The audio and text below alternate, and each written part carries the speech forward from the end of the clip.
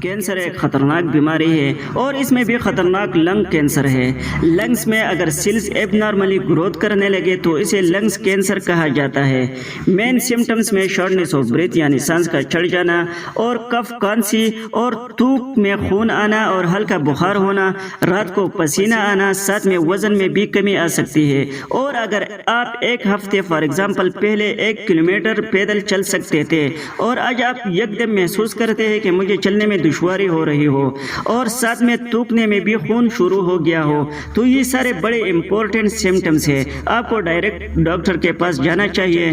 ایک doctor chest X ray کر کے یہ بیماری ڈیٹیکٹ کر سکتا ہے اور آپ کو فردر ایک پلمونالوجسٹ کے پاس بھیج سکتا ہے۔ آگے ایک کمپلیکیٹڈ پروسیس ہوگا جو وہ ڈیسائیڈ کرے گا۔ مین کازز میں سگریٹ نوشی یعنی 95% لنگ کینسر اسموکنگ کی وجہ سے ہو سکتی ہے۔ تو جو لوگ سگریٹ پیتے ہیں